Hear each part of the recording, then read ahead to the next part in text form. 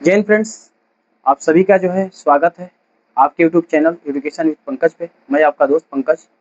मैं सभी अपने साथियों का जो है स्वागत करता हूं, अभिनंदन करता हूं। फ्रेंड्स, आज हम जो है 42वां संविधान संशोधन को देखने वाले हैं। और ये जो है जितने भी एग्जाम होते हैं, चाहे वो यूपीएससी हो, पीसीएस हो, वनडे एग्जाम हो, सब में जो है संशोधन पूछे जाते हैं। मेरे फ्रेंड्स, इसको बहुत ही हम आसान तरीके से, कहानी के तरीके से आप लोगों के सामने जो है हम प्रस्तुत कर रहे हैं। आप लोग जो है 5 मिनट का अपना समय निकाल करके इसको सुनिए। सबसे पहले हम बात करेंगे मेरे दोस्त की जो है क्या ज़रूरत थी, 42वां संविधान संशोधन कराने की जो है क्या ज़रूरत थी। इसको जो है मिनी कॉन्स्टिट्यूशन के नाम से भी जाना जाता है। फ्रेंड्स, इसके पीछे कुछ थोड़ा-सा हम लोग जाएँगे, देखेंगे। याद रखिएगा कि 39वां संविधान संशोधन जो हुआ था, इसको सुप्रीम कोर्ट ने जो है रद्द कर दिया था, जिसकी वजह से जो है इंदिरा गांधी ने इमरजेंसी लगवाई और जो है संविधान संशोधन करवा डाली। देखिए, समय के साथ कुछ संशोधन जो इसमें हुए वो बने रहे, लेकिन समय के साथ जो है वो समाप्त भी हो गए। हम बात करेंगे जो है, याद रखिएगा कि जो है संविधान संशोधन में जो है सबसे पहले तो एक चीज़ जानिए कि इंदिरा गांधी जो थी वो समाजवाद को लेकर के एक आगे बढ़ना चाहती थी। वो जो उनका मेन जो एक लक्ष्य था वो सुर्खियों में आना था, गरीबों का मसीहा बनना। हम इसलिए कह रहे हैं फ्रेंड्स, क्योंकि जो है एक जो उनका सॉलिड स्लोगन था वो ये था कि वो कहती थी कि मैं कहती हूँ कि गरीबी हटाओ, विपक्ष कहता है कि इंदिरा को हटाओ। हालाँकि जो है आज के समय भी जो है सेम उसी पैटर्न पे चलता चला आ रहा है जो है, क्योंकि सरकार जब कोई नीतियाँ बनाती है तो जो विपक्ष वाले होते हैं वो हाय-हाय करते रहते हैं। फ्रेंड्स, याद रखिएगा जो है कि इमरजेंसी के समय इतना बड़ा संशोधन होना एक आश्चर्यजनक बात थी जो है, क्योंकि लोकसभा या राज्यसभा में जो है कांग्रेस की सरकार थी। 2/3 बहुमत की ज़रूरत पड़ती है, अगर 2/3 बहुमत है तो संविधान में जो है संशोधन हो जाते हैं, और उस समय ऐसा ही था। फ्रेंड्स, सबसे पहले हम लोग देखेंगे जो है कि जो है संविधान में जो है प्रस्तावना में, उद्देशिका में जो संशोधन हुआ था, पहली बार हुआ था, उसमें समाजवाद, पंथ निरपेक्षता और अखंडता शब्द को जोड़ा गया था। इसके पीछे के क्या कहानी थी, क्या राज था, उसको देखते हैं। मैं आप लोगों से पहले ही कहा हूँ कि जो है जो इंदिरा गांधी थी वो एक मुद्दे को लेकर आगे बढ़ रही थी, वो था समाजवाद। इंदिरा गांधी कहती थी कि हम गरीबी हटाना चाहते हैं। उनसे जब पूछा गया कि आप गरीबी हटाना चाहते हैं, समाजवाद को दिखाना चाहती हैं, तो फिर कहाँ, कैसे समाजवाद को दिखाएंगे, फिर आप दिखाइए। तो बोले कि चलो ठीक है, मैं दिखाती हूँ। और प्रस्तावना में जो है संशोधन करवा डाली। और जो है 3 शब्द जो मैंने आप लोगों के सामने बोला जो है कि समाजवाद, पंथ निरपेक्षता और अखंडता। देखिए, समाजवाद पंथ निरपेक्षता के बिना जो है अधूरा है। तो इसलिए जो है जहाँ समाजवाद है वहाँ पंथ निरपेक्षता है, जहाँ पंथ निरपेक्षता है वहाँ समाजवाद है।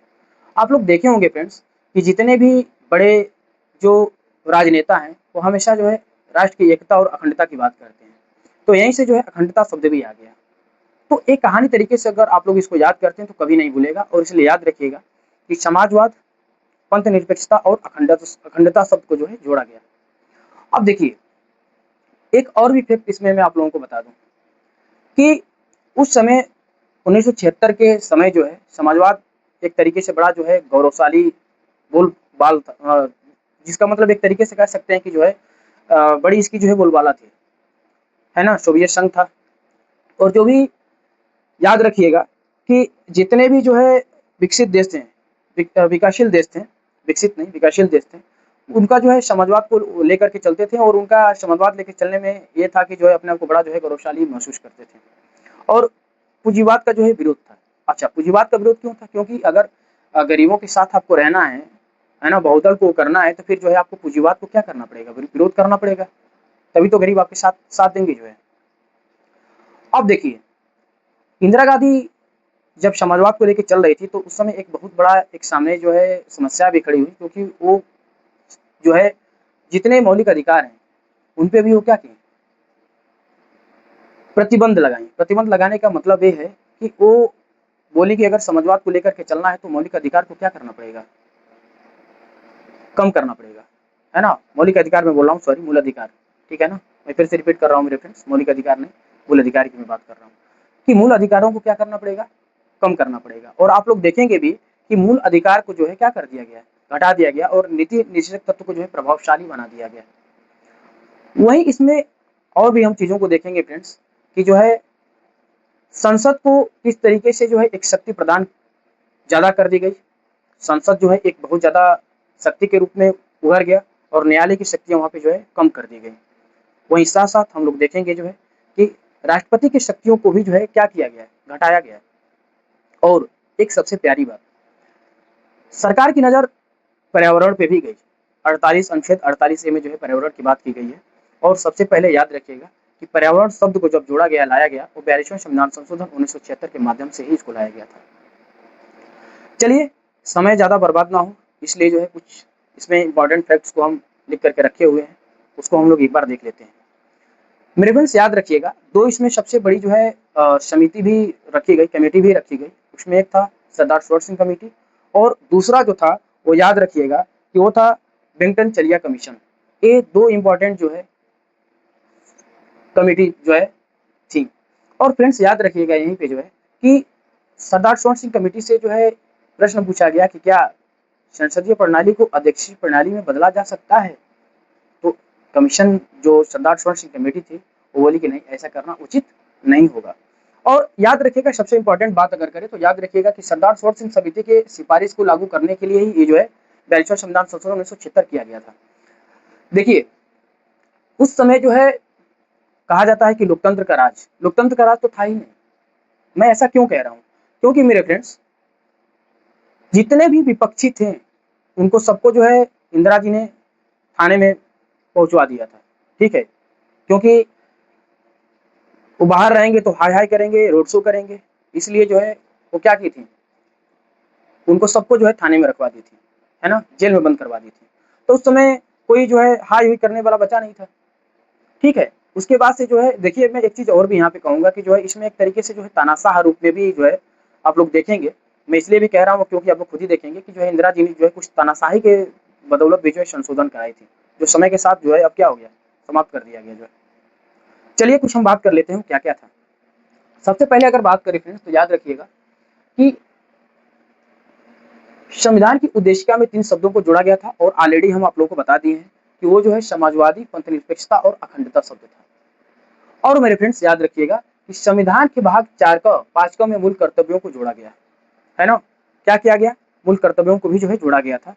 और वहीं याद रखिएगा कि राष्ट्रपति को मंत्रिपरिषद की सलाह मानने के लिए बात कर दिया गया। अब क्या किया गया इसमें कि राष्ट्रपति को जो है मंत्रिपरिषद की सलाह को मानने के लिए बाध्य कर दिया गया कि आप मंत्रिपरिषद की सलाह को मानना ही मानना आपको है, ठीक है? आगे देखिए, राष्ट्रपति को सहायता एवं सलाह देने के लिए एक मंत्रिपरिषद होगी। फिर से मैं रिपीट कर रहा हूँ कि राष्ट्रपति को जो है सहायता एवं सलाह देने के लिए मंत्रिपरिषद होगी और राष्ट्रपति मंत्रिपरिषद की सलाह के अनुसार ही कार्य करेगा।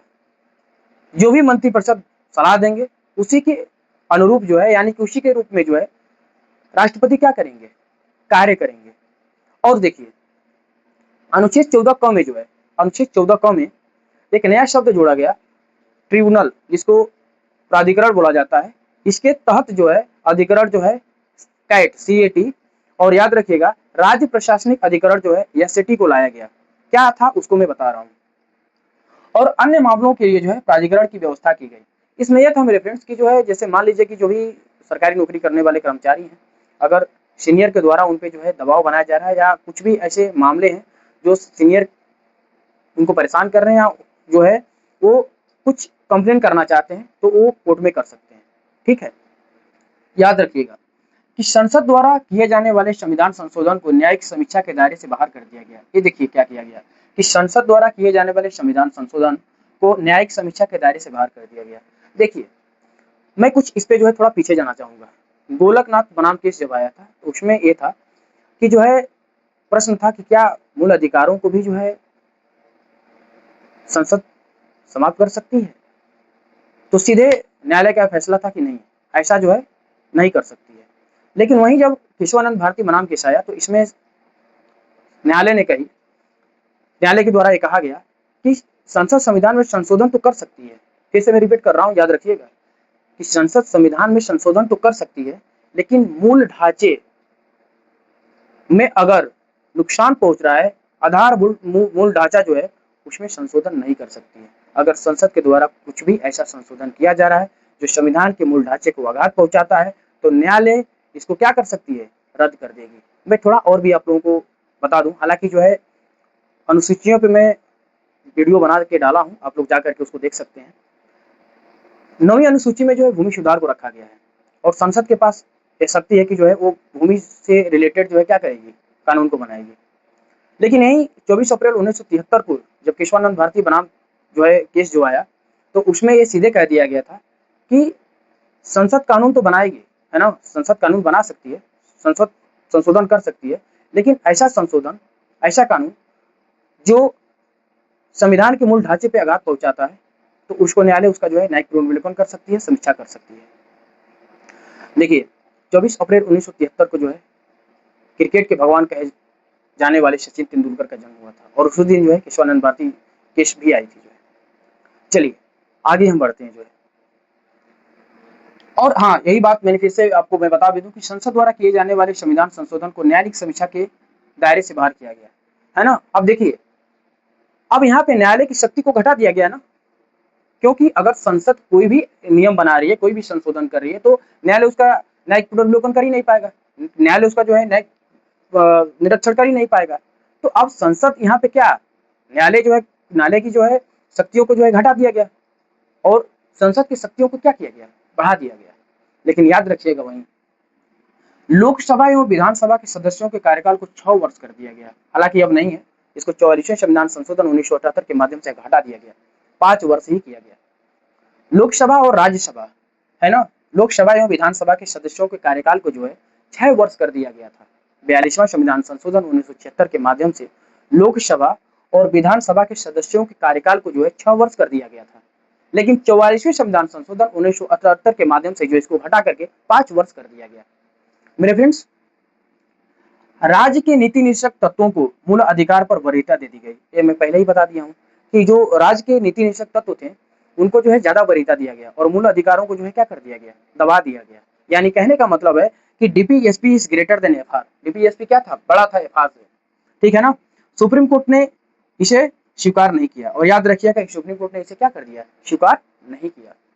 मेरे फ्रेंड्स याद रखिएगा कि जो है भाग 4 में 3 निषेधक तत्वों को जोड़ा गया और यही नहीं, जैसे मैंने आप लोगों को बताया ना कि जो है संविधान की प्रस्तावना में जो है 3 शब्दों को जोड़ा गया था, वो क्या क्या था, समाजवाद, पंथनिरपेक्षता और अखंडता। उसी प्रकार से मेरे दोस्त याद रखिएगा कि भाग 4 में 3 नए जो है नए नीति निषेधक तत्वों को भी जो है क्या किया गया, जोड़ा गया।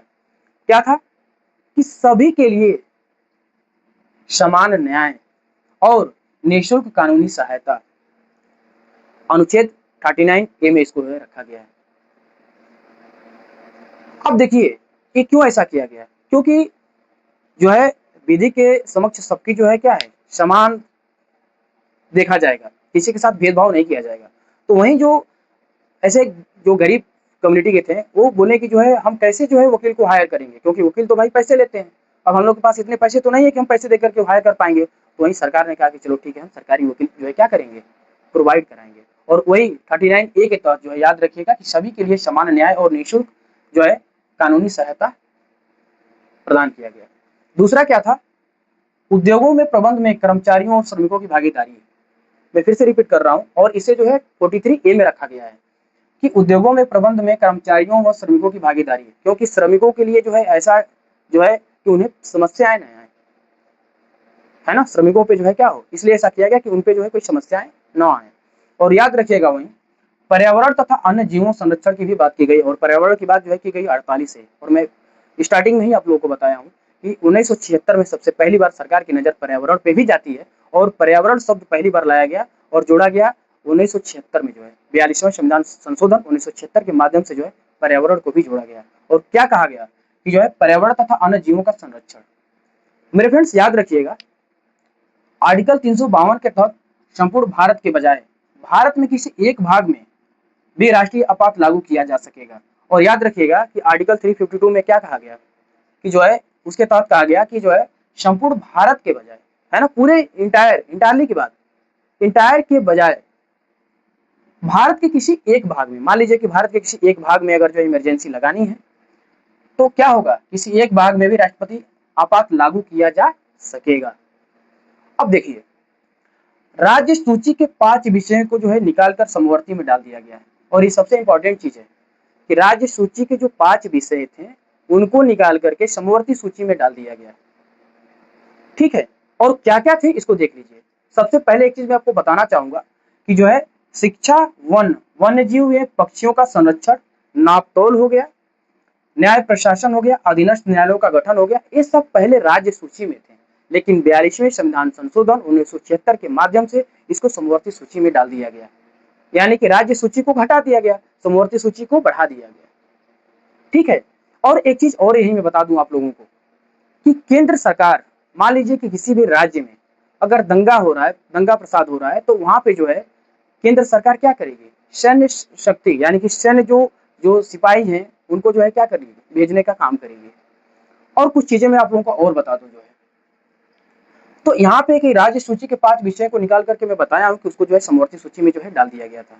मेरे फ्रेंड्स, अगर आपको ये वीडियो पसंद आती है तो लाइक और सब्सक्राइब करिए।